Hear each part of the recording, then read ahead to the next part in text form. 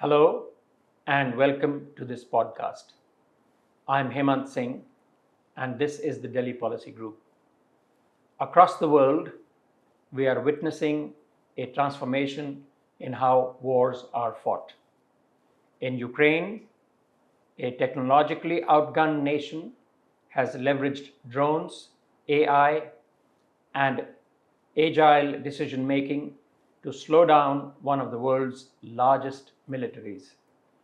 In the Middle East, we have seen Israel launch precision strikes that have blended cyber warfare with kinetic force, pushing the boundaries of intelligence, deterrence, and retaliation. And closer to home, the recent India Pakistan conflict saw the extensive use of drones, high tech standoff weaponry, cyber attacks, and information warfare. This transformation is not just about new tools on the battlefield.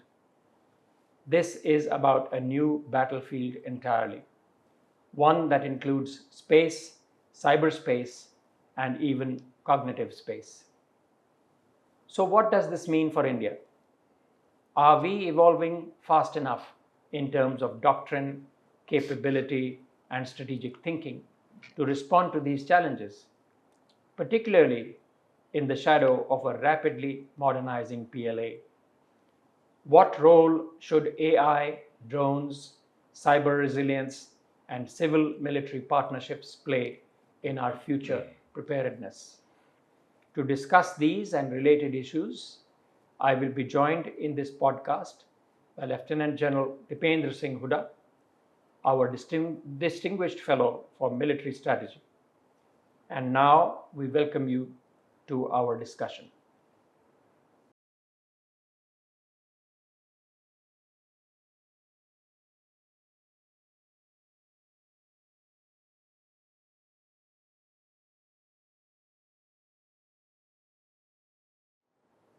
Dipendra, welcome to this podcast. Thank you, sir. Thank you for joining. Let me start with a broad question. Do you think technology has truly changed the character of war?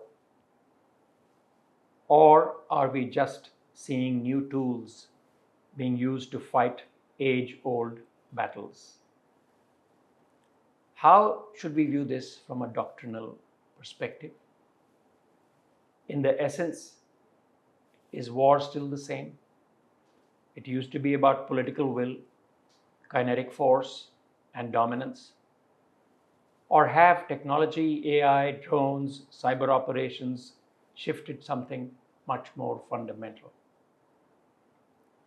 So we look at, when we talk about war, we talk about character of war and we talk about the nature of war.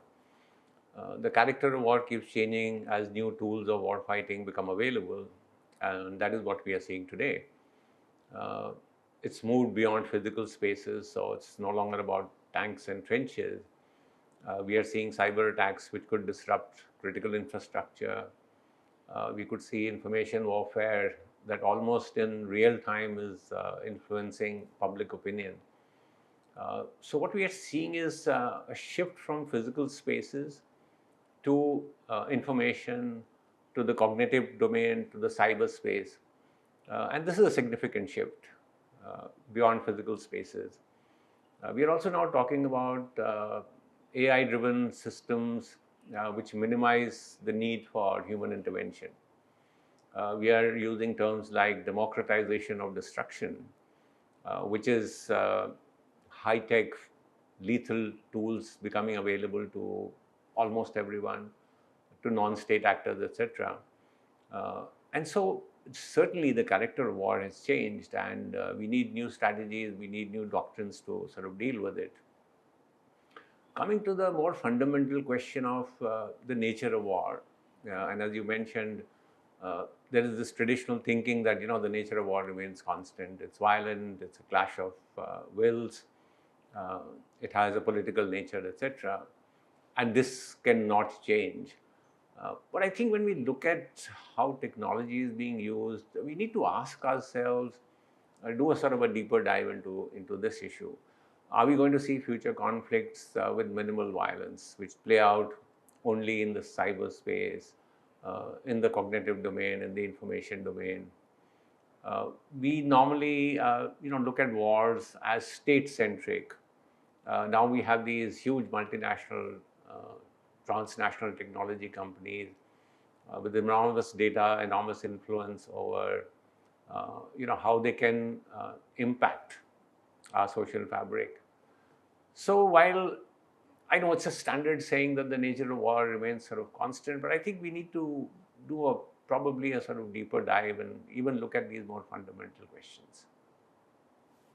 Okay, so the sands are shifting in a way which we could not have predicted even some few years earlier. Let me turn to another question, which is about artificial intelligence. And it's being discussed everywhere. It's in the civilian space in Silicon Valley. It's also being discussed in context of battlefield situations and simulations. You've seen Ukraine leverage machine learning and send drones deep inside Russia. You've seen Israel combining AI, cyber, and airstrikes to hit Iran's nuclear sites. Mm-hmm. So where do you see AI making the biggest impact on military strategy and planning, especially in the Indian context? So you've given out absolutely the most recent examples of where artificial intelligence has been used. I don't think there is one sort of single area because it has a multi-domain effect across various forms of strategy and war fighting.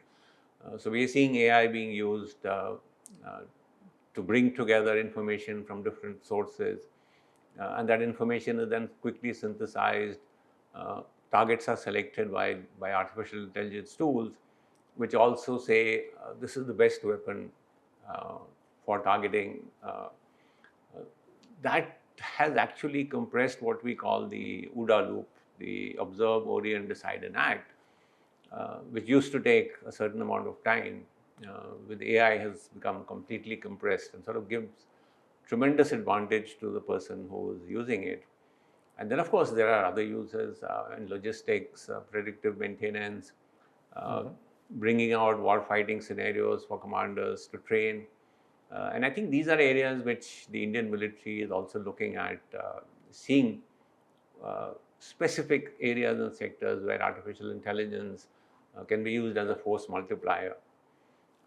I think the key here will be for the Indian military to have a comprehensive strategy for adoption of AI.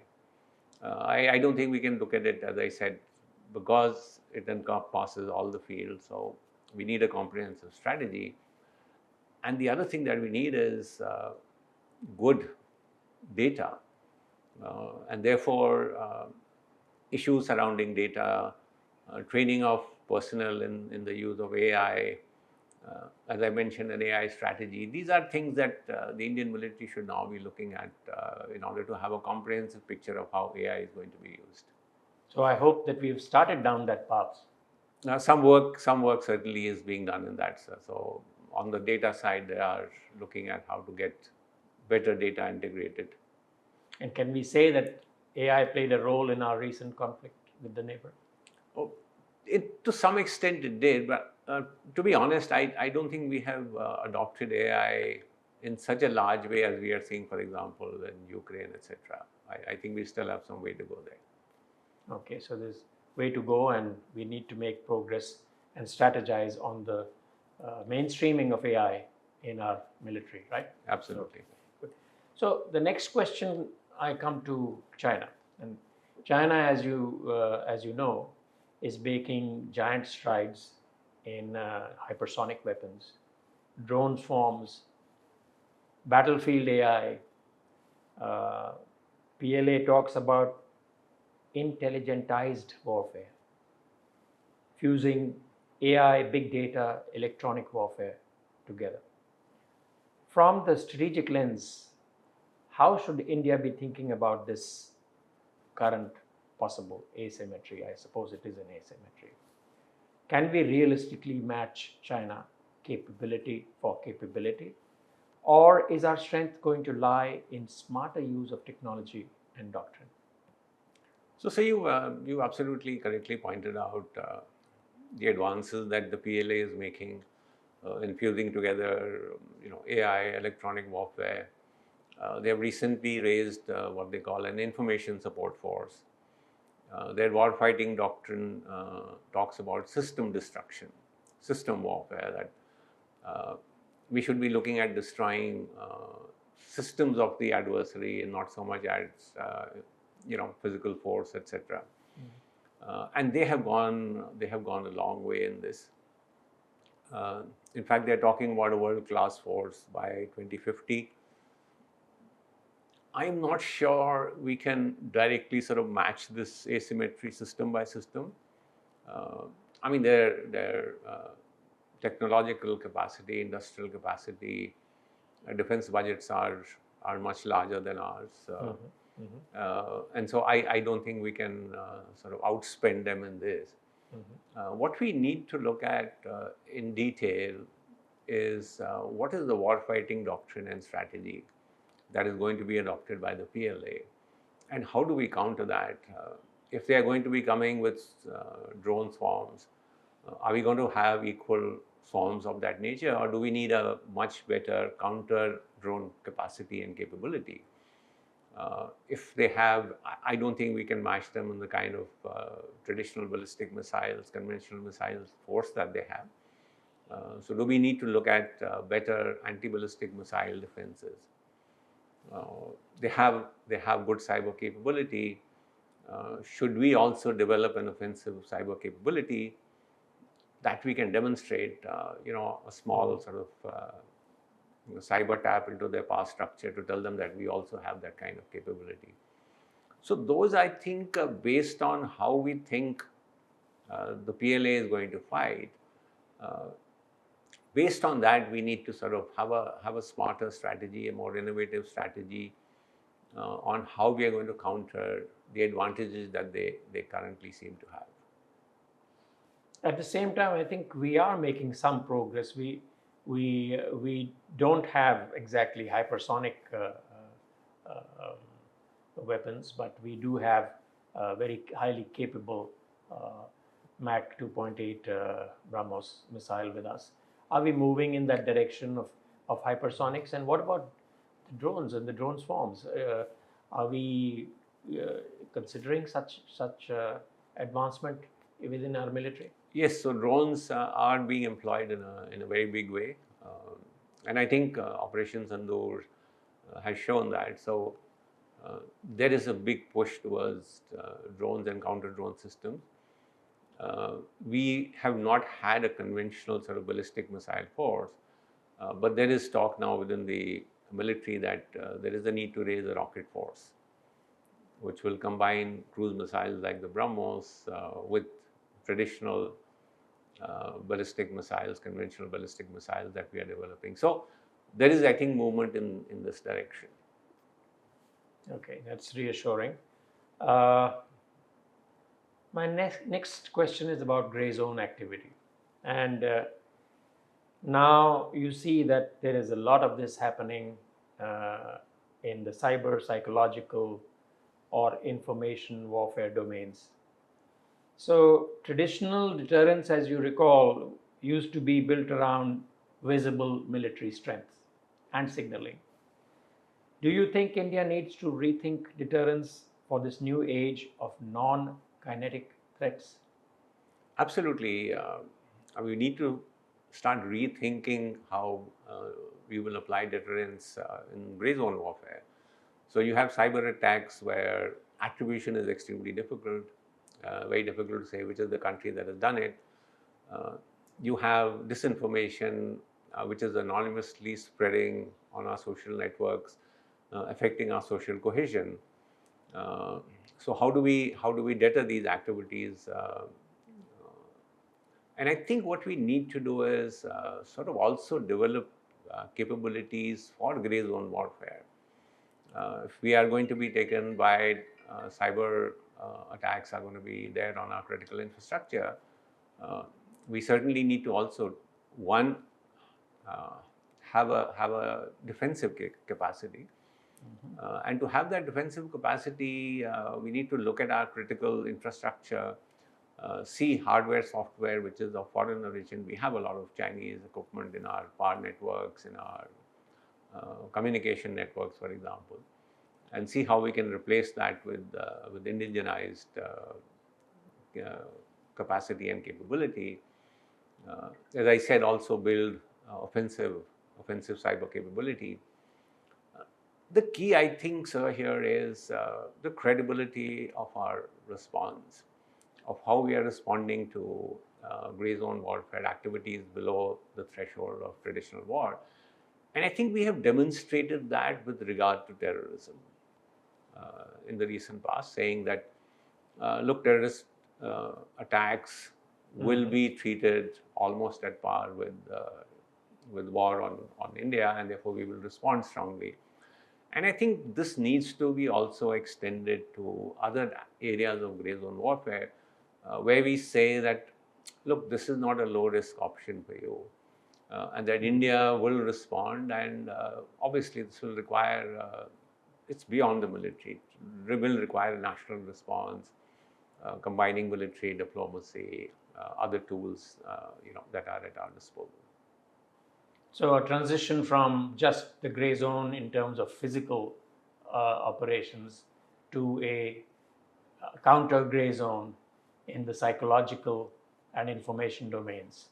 That also becomes critical to the way we look at deterrence for the future. Absolutely, sir. I mean, finally, we have to convey to the adversary that, look, these actions are not acceptable and will meet with a response. Otherwise, they will continue with grey zone activities, saying, look, just as Pakistan used to do with terrorist activities, thinking that there is not going to be credible punishment.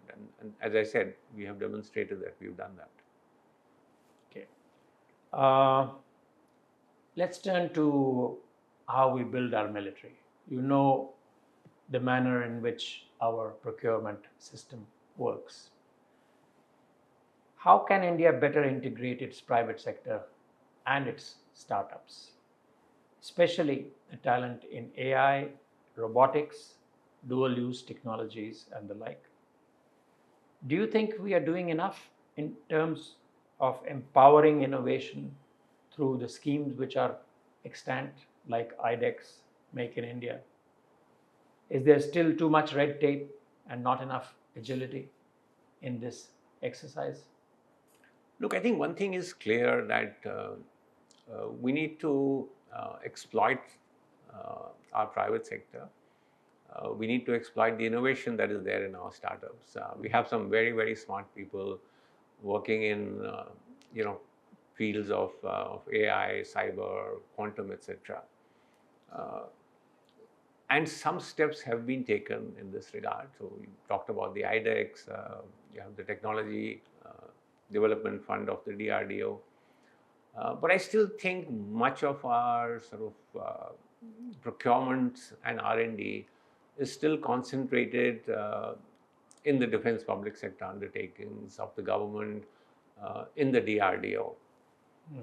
And so while we have made some progress, we need to look at different processes for how to get stuff out of the startups and the private sector. Traditionally, our procurement cycles, from the time we sort of list out our requirements to the time the system is procured, average takes 5 to 7 years. We cannot afford to do this with cutting edge technology, because in 5 to 7 years, that cutting edge technology is going to be old. So do we need a separate procurement process for high-end technologies, which is much more agile, which is much more faster? I would suggest the government should have a venture capital fund which invests in defense startups. Obviously not bureaucratically managed, but professionally managed. And that can, obviously, because these startups cannot wait years for funding. So that would help. the big giants that we have in India, the private players like Tata's, L&T, etc., should be able to mentor some of these startups. That must be sort of incentivized. So I think a whole ecosystem needs to be created around innovation, and it's not impossible. I mean, we've seen that in Ukraine, of how these startups have actually helped bring in cutting edge technologies. So that's some of the steps I think that we need to do. So what you are saying is that business as usual will not work. On high-end technology, business as usual will not work because, as I said, firstly, it discourages the startups if they have to wait so much time for funding. And secondly, the pace at which technology is changing, cannot afford to wait years to get something. All right. So we leverage both the majors who can mentor our startup sector and incentivize through funding the startup sector and remain abreast with the latest technologies and their induction into our military forces. Absolutely. Some critics are saying that with technology becoming center stage, we may just lose sight of the human dimension of war. That's age old, as you know. I mean, wars are fought by people. Does technology enhance a soldier's capabilities, or does it risk diluting the role of judgment, morale, leadership, and the like?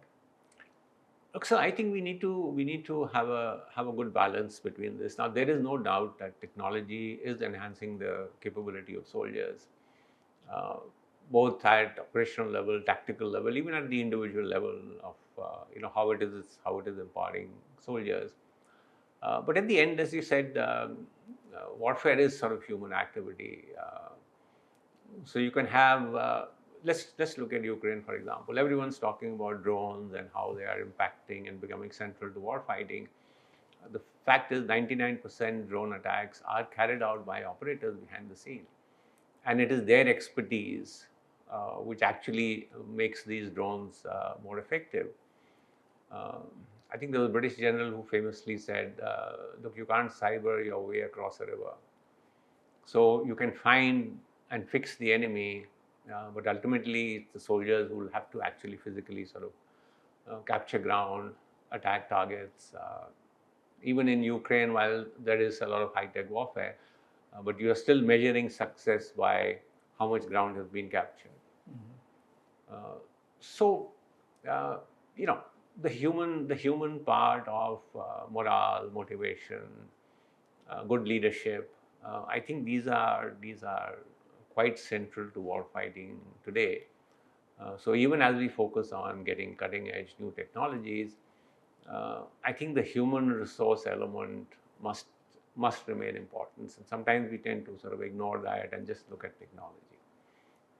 So physical presence must remain a very important part of the overall deterrent outlook which we have, because it's quite evident whether it's in the Himalayas or in the Indian Ocean, there is an element which necessitates a physical presence.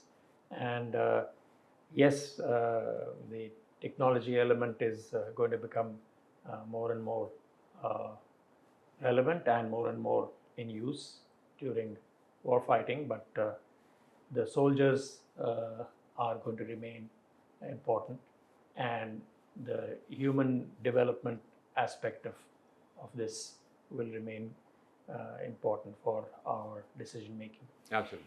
All right, so there is a lot of concern on the ethical side about the use of AI in warfare. Everybody is talking about it. The great powers talk about it. Whether it is in autonomous weapons making kill decisions, or deep fakes influencing public opinion, there is growing concern about the lack of clear norms. Is it even practical to talk about any regulation or moral considerations in the use of AI in warfare? Or will countries be guided only by what advantages they can derive best from AI? So, there's a lot of debate around ethical use of AI, particularly in war fighting. As a soldier, I would say, look, in this fog of war, any advantage that I can get, I would want to use it. I talked about how AI is compressing the Hooda loop, and if that can be an advantage to me in war fighting, I would like to take that. At the same time, I think we understand, can we keep humans completely out of the loop and let AI take autonomous decisions on uh, killing human targets, or take autonomous decisions, as you mentioned, on uh, propaganda, disinformation campaigns that affect sort of society. I'm not sure there are easy answers. Can we do some international kind of regulation around AI? Uh, I don't know. Uh, I don't think there is any sort of consensus. There is worry that any sort of international agreements could go the way of arms control, NPT, where those who have the first mover advantage will say, look, we have this, and try and keep it away from the others who don't. Uh, I think that situation is also past because widespread use of AI now, so very difficult to control. Uh, so I think people will be guided by their own sort of national interests and what they need to do. Any debate that takes place, I think, will take place internally within the country on when AI is being employed in war fighting, as to how much autonomy should we give it. Uh, we will also have to look at our adversaries. I mean, do we want to put restrictions on ourselves when the adversary is not? Is that going to be a disadvantage to us? So, as I said, most of this debate is going to be sort of internal.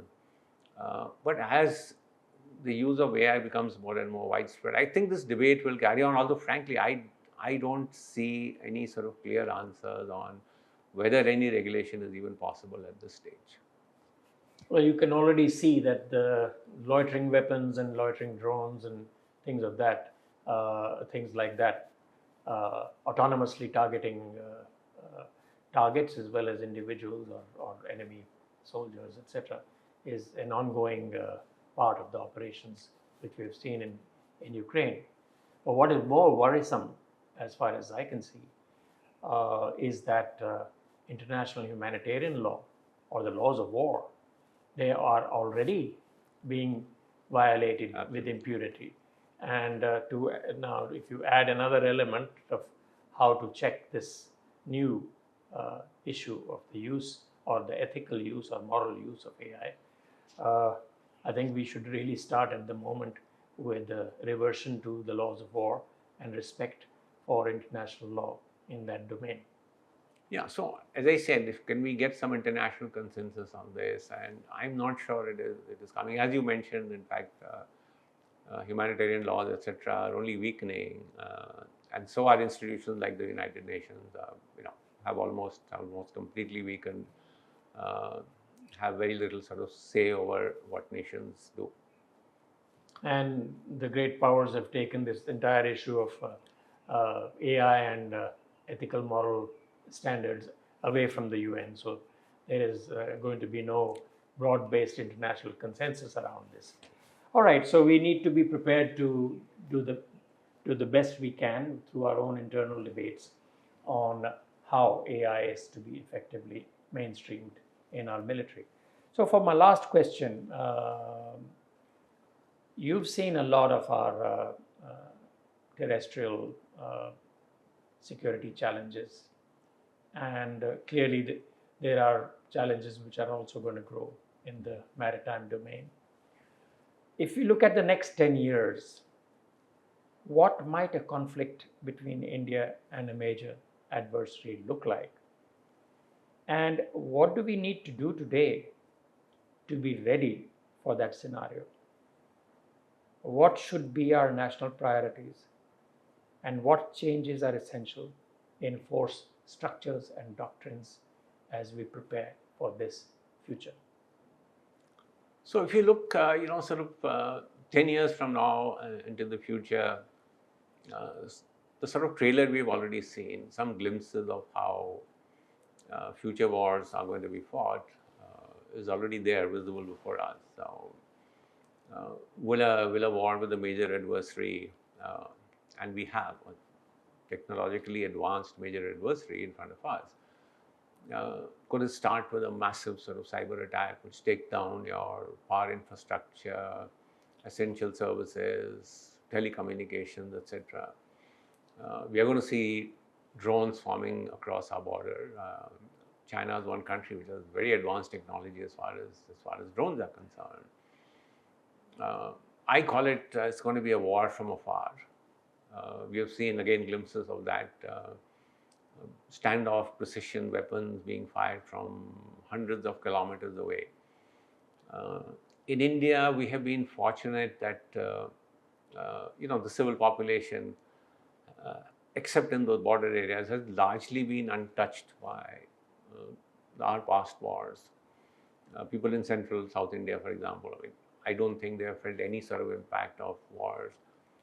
And that population is not going to be any longer insulated, because you have these long-range missiles, you will have cyber attacks which target cities, etc. So populations will get affected. You will see massive disinformation, misinformation campaigns. As I said, China already has an information support force, and so we know the direction in which they are going. These are the sort of I would say emerging threats that are there. Yes, it's not as if the maritime sector or the Himalayan border will not get engaged, but the changes will be in what I am saying. And so now we need to look at, so what structures do we need? Do we need to strengthen our cyber command? What do we do with our air defense networks, for example? Currently, most of our air defense is sort of focused around taking down aircraft, taking down helicopters. What do we need to take down thousands of drones that are going to come? How do we integrate electronic warfare into our air defense systems, which today is electronic warfare is looked at as a separate activity from air defense. So what structures do we need? How joined do we get? We still have this discussion, debate around theatre commands, integrated theatre commands. Should we go in for it or should we not go in for it? I also think we'll need a completely national response. Tackling cyber, tackling information warfare goes beyond military activity. We'll need structures, we'll need strategies of how we're going to deal with disinformation. How do we counter this? How do we keep our social fabric together? So it requires a national kind of response to what kind of wars we are going to fight in future. And in that same vein, I would say I think it's time where India does come out with a national security strategy, because it's no longer going to be military fighting something on the borders and the rest of the population is sort of insulated.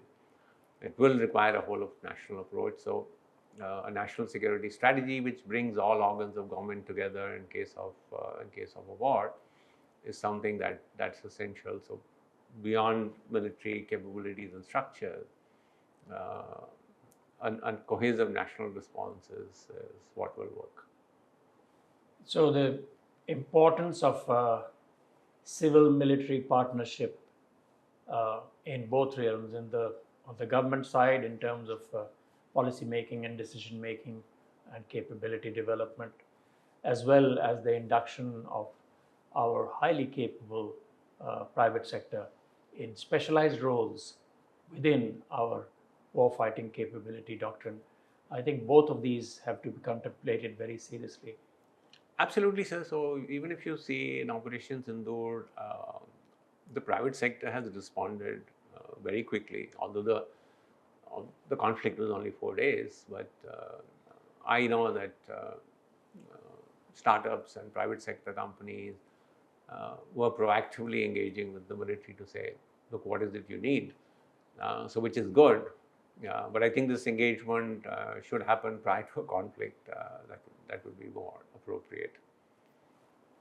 All right, so we hope that going forward, we will see much greater clarity in terms of a broader national security strategy and the building of the military capabilities which address the concerns which are reflected in that strategy, and greater synergies across the nation in all of nation effort, all of government effort as well, to make India a stronger, more resilient nation to face the challenges of the future.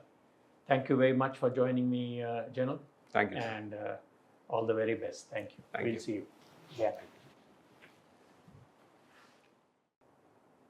Recent conflicts have only confirmed that the face of modern war stands transformed. More than ever, the Indian military needs to keep pace with the times by reimagining defense strategy, doctrine, and capability. This will also require greater synergies in civil-military partnership to ensure the nation's preparedness for future conflicts. We hope you have enjoyed this podcast and look forward to seeing you again at our next episode.